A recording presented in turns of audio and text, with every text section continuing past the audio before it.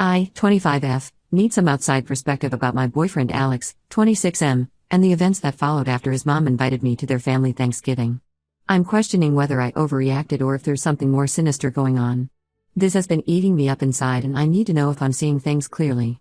Alex and I have been dating for 2 years now. We met at a mutual friend's birthday party. I wasn't planning to go that night because I was feeling down about my recent job rejection, but my friend insisted. Alex was the bartender, and we clicked instantly. He had this warmth about him that made me feel safe. Within 3 months, we were officially dating. His family is very close-knit and they do everything together. I mean everything. Sunday dinners are mandatory, they vacation together twice a year, and they even have a family fantasy football league. His mom Linda is especially big on family traditions and gatherings. She's the type who plans Christmas in July and has everyone's birthdays marked on a special calendar in her kitchen. Every year they rent a huge Airbnb for 4 days during Thanksgiving where the entire extended family gets together. We're talking about 25 to 30 people under one roof. They do fun activities like hiking and board game tournaments, have movie nights, and of course, the big Thanksgiving dinner. Linda plans everything months in advance, from the seating arrangements to the menu. Each family member is assigned a dish to bring, and there's apparently a whole drama every year about who gets to make the mac and cheese. My family situation is completely different. I never had what you call a proper family life. My mom is a consultant for international companies and travels about 9 months of the year. Growing up, I spent more time with babysitters than with her. She tries to make up for it with expensive gifts, but what I really wanted was just her presence. My parents divorced when I was 12. It wasn't pretty. My dad had been having an affair with his secretary, Sarah, for 2 years. When Mom found out, she threw herself into her work even more. Dad married Sarah 6 months after the divorce. My sister Lisa, who was 14 at the time, chose to live with Dad because she blamed Mom for never being around. Sarah made it clear from day one that I wasn't welcome in their new family. She would organize family trips and conveniently forget to include me, or plan family dinners on days when she knew I was supposed to visit. Eventually, I stopped trying. Alex knows all this. He knows how much I struggled during holidays. Last Christmas, I spent the day alone watching movies and eating microwave dinner because Mom was in Singapore and Dad took Lisa and his new family to the Bahamas. When Alex found out, he left his family celebration early to come stay with me. That's one of the reasons I fell so hard for him. When Linda invited me to their Thanksgiving celebration last month, I was over the moon. She pulled me aside during one of their Sunday dinners and said she wanted me to experience what a real family Thanksgiving feels like. She even asked about my food allergies and favorite dishes so she could include them in the menu. I was touched and excited. For the first time in years, I was actually looking forward to Thanksgiving. Everything was going great. I even bought a new dress for the dinner and found a recipe for sweet potato casserole that I wanted to contribute. Then yesterday, Alex dropped a bomb on me. We were sitting on his couch, watching Family Feud, our usual Tuesday night routine, when he casually mentioned that I shouldn't come to the actual Thanksgiving dinner. He said I could come to all the other activities and dinners during those 4 days, but not to the main event. His excuse? He said his mom sometimes forgets that other people have their own families to spend Thanksgiving with. The irony of this statement, given that his mom specifically invited me because she knows about my family situation, wasn't lost on me. I reminded him that I don't have anywhere else to go, Mom's in Singapore again, and I'm not welcome at Dad's. I thought once he realized this, he'd change his mind. But no. He just gave me this weird sympathetic look and went back to watching TV. Who does that? I was sitting there fighting back tears and he couldn't even be bothered to pause the show. When I asked him directly why he suddenly didn't want me there, he got irritated and said I was making a big deal out of nothing. He suggested I could order takeout and we could FaceTime during dinner. As if that's the same thing. What's really confusing is that I've been to several family events before. I was his +1 at his sister Emma's wedding last summer. I helped his mom set up the decorations and even caught the bouquet, which led to some awkward but excited looks from his family. His family always seemed to like me. His mom especially has always been warm towards me, always hugging me and sending me home with leftovers after Sunday dinners. His younger brother Mike and I share the same taste in indie music and often exchange recommendations. Emma and I follow each other on social media and regularly interact with each other's posts. I tried messaging Emma to ask if she knew anything about this. She seemed genuinely confused and said their mom was actually excited about me joining them and had been planning seating arrangements to put me next to her. This makes Alex's behavior even more suspicious. When I brought this up with him, he got defensive and said I was trying to create drama by involving his family. The thing is, Alex has been acting weird for the past few weeks. He's been having a lot of private phone calls and leaving the room when texting. Sometimes I catch him smiling at his phone, but when I ask what's funny, he just says nothing and puts it away. At first I didn't think much of it because I trust him, but now I'm starting to wonder if there's something he's hiding. I'm hurt and confused. This isn't just about a dinner, it's about being excluded from an important family event for no apparent reason. His behavior doesn't make sense. If his family likes me and wants me there, why is he so adamant about keeping me away from Thanksgiving dinner specifically? Am I overreacting? Should I just accept his decision and spend another holiday alone? Any insight would be appreciated. Update 1. Thank you everyone for your support and advice on my last post. I was overwhelmed by the responses and many of you pointed out red flags that I had been ignoring. A lot has happened since then and I need to get it off my chest because I'm still trying to process everything. After my post, I tried to talk to Alex again about the Thanksgiving situation. He kept dismissing my concerns and getting defensive. Then 3 days ago, everything came crashing down. I was at Alex's place, helping him organize his closet. He'd been putting it off for months. He went to take a shower and his phone, which was on the bed, kept buzzing with messages. I know I shouldn't have looked.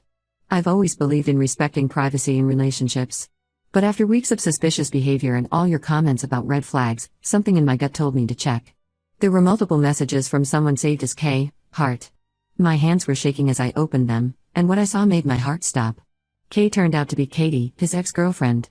Not just any ex, the one he dated all through college, the one he said was ancient history. The messages went back months. He'd been telling her how much his family misses her, especially his mom. They were planning her big return at Thanksgiving dinner. There were messages about how they needed to be careful about telling me, and how Alex needed to find a way to keep me away from the dinner without raising suspicion. But it got worse. So much worse. As I scrolled up through their chat history, I discovered their entire plan. They'd been together the whole time. All 2 years of my relationship with Alex was a lie. Katie had moved to California for work 2 years ago, right when Alex and I started dating. Alex's family, particularly his mom, had been pressuring him about settling down and starting a family.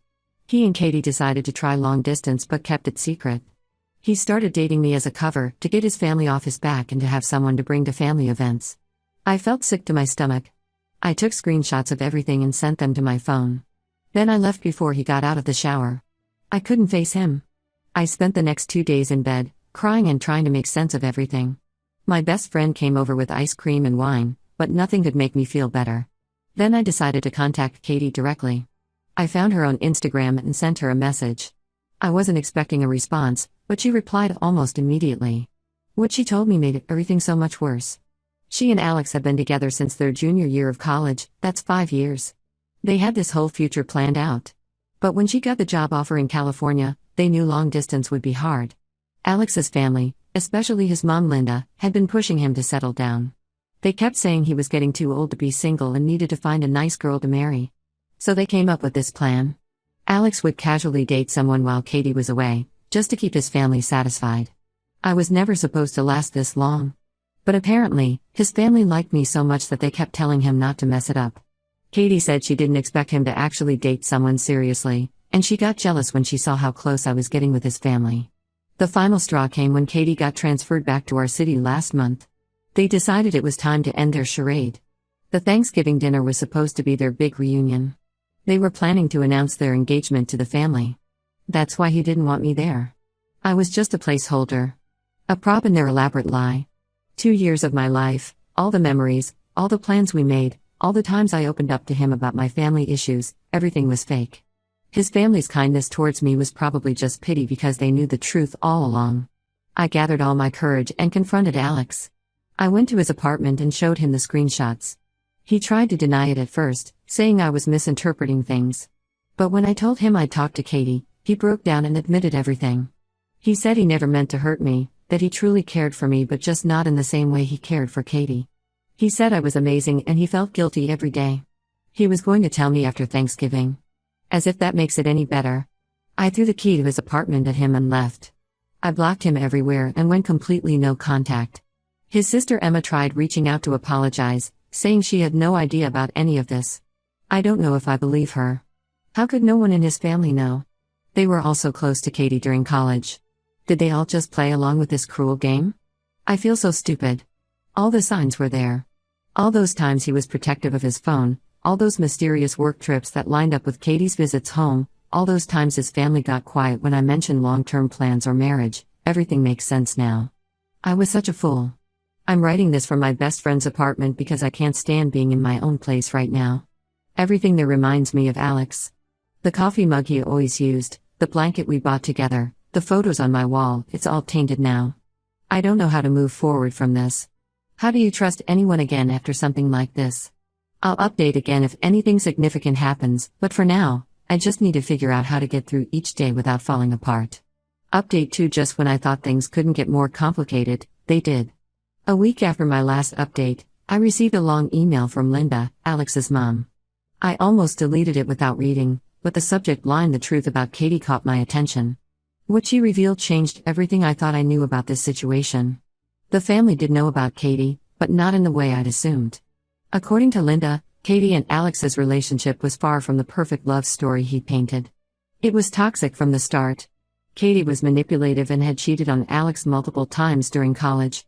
She had a way of making Alex believe everything was his fault, that he was never good enough. Linda said she watched her confident, happy son turn into an anxious mess during those years. The family, especially Linda, was relieved when Katie moved to California. They thought Alex had finally broken free from her influence. He started going to therapy, rebuilt his self-confidence, and seemed happier than he'd been in years. When he introduced me to them, they were genuinely happy. Linda said I brought out a better side of Alex, one they hadn't seen since before Katie. Their welcome wasn't fake, they truly wanted me in their family. Emma's wedding seating chart had me at the family table because they already considered me family. They never knew about Alex's continued contact with Katie. They thought that chapter was firmly closed. But things took a dark turn a few months ago. Katie contacted Linda directly with a threat. During her relationship with Alex, she had discovered something about their family. Alex's dad had another family in another state. She had proof, photos, bank statements, birth certificates. Not only would this destroy their family's reputation, but it would also ruin Alex's dad's business. His company handles trust funds for wealthy clients, and a scandal like this would destroy him.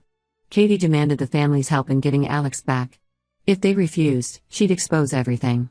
She wanted their blessing and support in announcing their engagement at Thanksgiving. She also demanded they distance themselves from me, especially Linda, who she felt was too motherly towards me. The family gave in to her blackmail. They had to pretend to welcome her back and find a way to uninvite me from Thanksgiving. Linda said she felt sick every time she had to pretend to be excited about Katie's return. The whole family was walking on eggshells, trying to protect their secret while watching Alex potentially ruin his life again. Linda apologized for not telling me sooner. She said she was ashamed of their cowardice, of choosing their reputation over doing the right thing.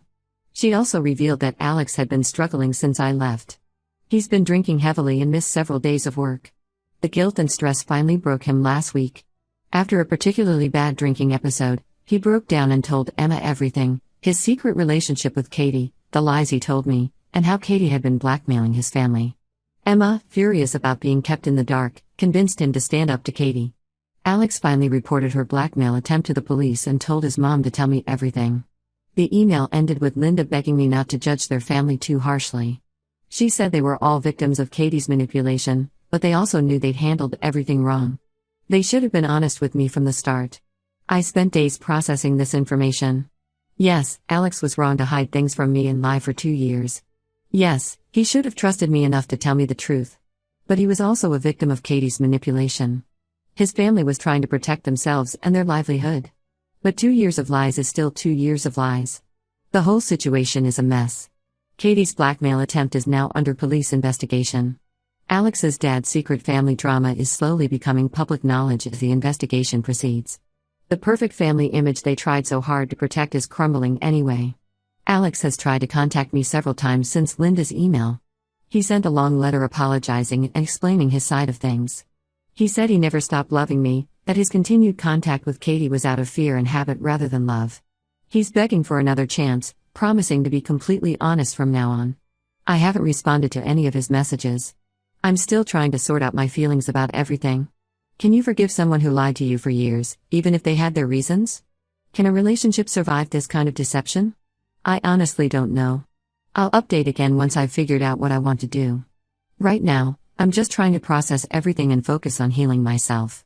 Update 3. This will be my final update.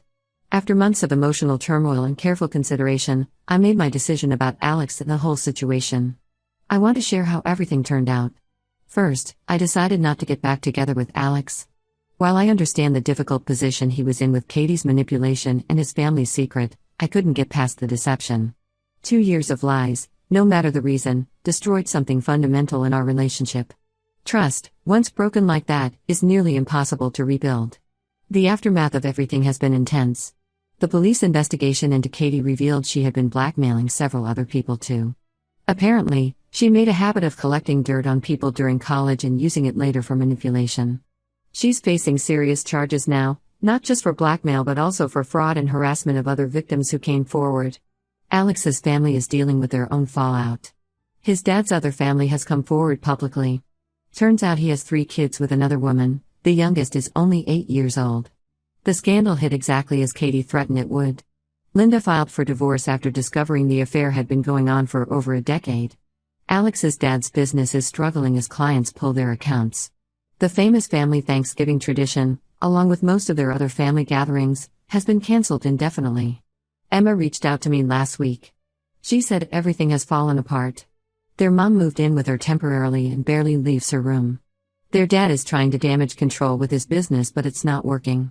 Mike dropped out of college because they can't afford the tuition anymore. The perfect family image they tried so desperately to protect is gone. Alex has tried to contact me several times.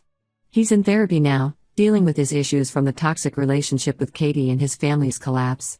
He sent me a letter saying he understands why I can't be with him but he'll always regret losing me. Part of me will always care for him. You can't just switch off feelings after 2 years, but I've moved on. I couldn't stay in our old apartment with all those memories, so I found a new place across town. I also switched jobs to avoid running into Alex at the coffee shop near our old offices. The fresh start has been good for me. I adopted a cat from the local shelter. She's been great company and doesn't lie about her intentions, except maybe about not wanting to knock things off my shelves. I've made new friends through a local book club. We've started our own holiday traditions, including a Friendsgiving that actually turned out to be more fun and meaningful than any family holiday I've had before. My mom, after hearing everything that happened, has been making an effort to be more present. She even canceled her Christmas trip to spend it with me this year. Sometimes I catch myself thinking about the what-ifs. What if Alex had been honest from the start? What if his family had faced their problems instead of hiding them? But I've learned that dwelling on what-ifs only holds you back. Sometimes the hardest part of moving forward is accepting that you'll never get all the answers you want. The biggest lesson I've learned from all this is that the family you choose can be better than the family you're given, or in my case, the family that was never really mine to begin with. I'm creating my own traditions now, building relationships based on honesty rather than appearances. To everyone who supported me through this journey, thank you. Your comments helped me stay strong when I wanted to give in, when the loneliness felt overwhelming.